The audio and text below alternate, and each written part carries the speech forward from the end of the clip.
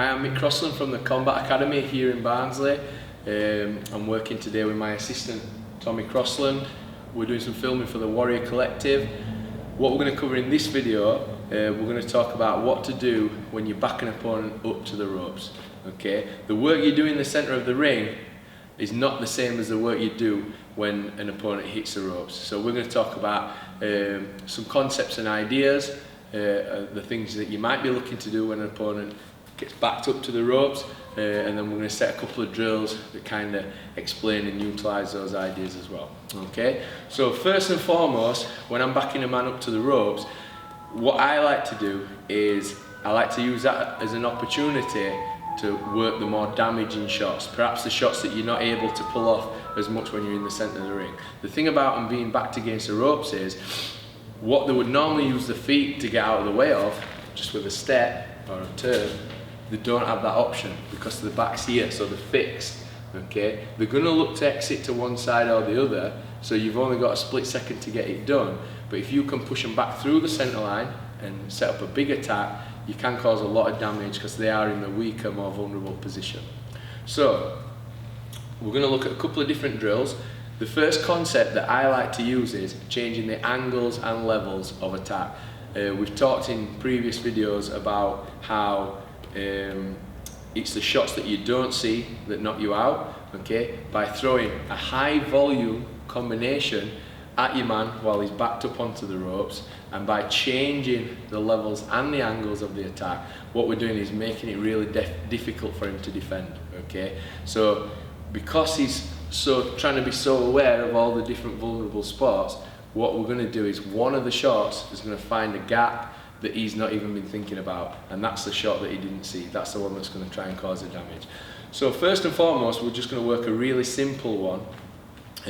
I'm going to push him back to the ropes, okay, and I'm going to start with a jab to lift his hands up, and then again, I'm going to change the level straight down low with a body shot. Okay, so remember, it's levels and angles. So as I push Tommy back to the ropes, I push him back with the jab. I've dropped into the position I want to be in here. My knees are bent. I keep my back straight and turn my body, and I drop down with a nice heavy body shot. Okay, so I've changed the levels. I'm going to pop back up. I'm going to try and change the angle now as well, because off the hook that's just come around the side from two centre line attack, I then go over the top, okay, trying to come around the back of his guard. So I'm really challenging the capacity of his guard to cover all angles, okay, and from there I'm going back to the body. From the body shot, what I'm going to do, as I spring back from it, that natural reaction from the hip, what I'm going to do, I'm going to use that, pop round the side and drive a nice body shot here. So with that attack, I've changed the levels and I've changed the angles, and I've even changed my position to get even more variety on the angles. Okay, so I'll show you again. So I've gone jab to the head, cross the body, hook to the head with an overhand, then body shot, body shot. Okay, so I'm pressing from the centre, he's moving back. It's only this split second as I see that he's about to hit the ropes that I've got to strike. That's when I think about changing the levels, and I go here. Okay, so that's one option that we can employ when we hit the ropes, is to change the levels, finally change the angles. Okay, so the second one we're going to do, right, we need to consider what's coming back at us, because a good fighter may have given up his position because he's trying to set a trap for us. Okay, good fighters will draw you onto hooks, they'll draw you onto teeps, draw you onto lead legs. Okay, so we've got to be aware of that as well.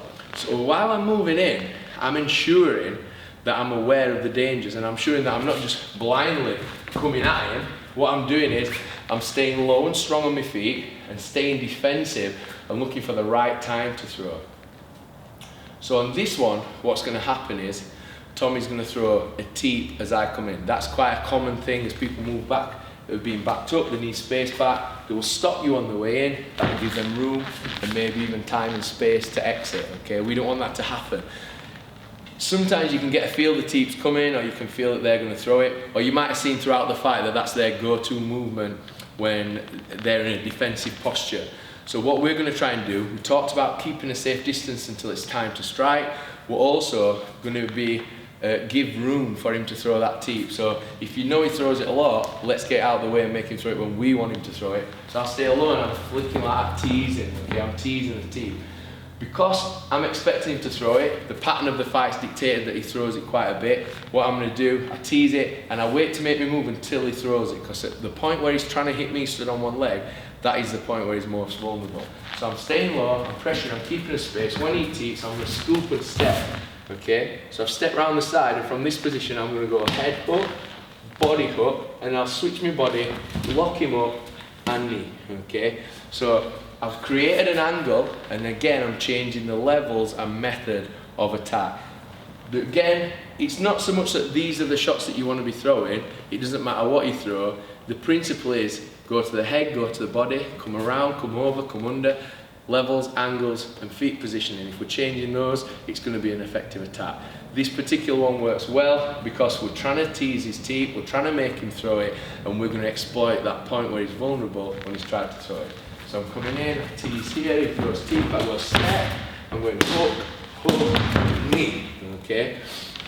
I'll show you that one more time. I'm pushing him back, he's moving back, he's trying to draw me on, I'm waiting for him. And that's the second option that we've got, coming around the side, changing the levels and angles. Okay, finally, the last one, what we're going to do is do what I like to use quite a lot, is a long guard. The long guard works so many different ways, and you've got your kind of Thai long guard, you've got your boxer's long guard, okay? We use the term to refer to lots of different things. In this instant, what I do, I'm just setting a distance, but I'm also blinding my opponent at the same time. And that's what I'm going to do this time. As he comes back, I'm going to use the long guard to blind him and make him pull his head back, okay?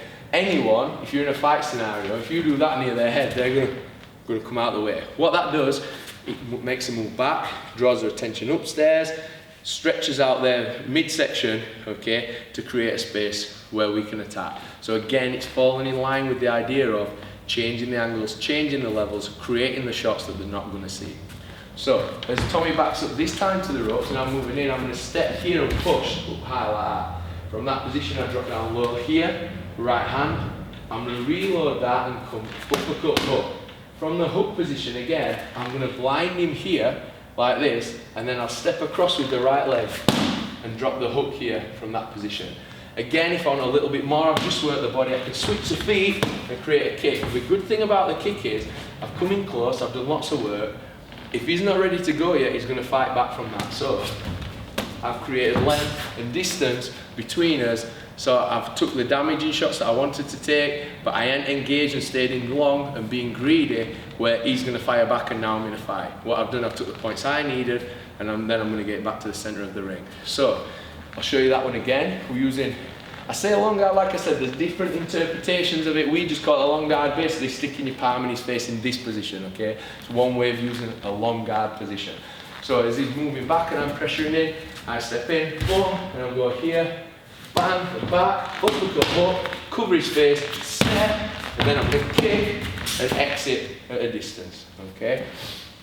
So he's moving back, I'm blinding him, changing the levels. I walk in, whoosh, whoosh, whoosh. Show you that one more time. He's moving back, I'm walking in, I'm going to blind his vision and change the levels.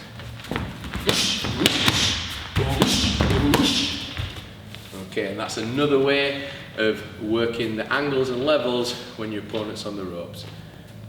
Thank you very much for watching.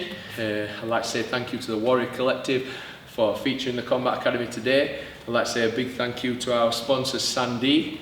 If you want to know more about the Combat Academy, the training we do and the type of fights that we get involved in, check us out on thecombatacademy.org.uk and also on our Facebook page, The Combat Academy Barnsley. Thank you very much.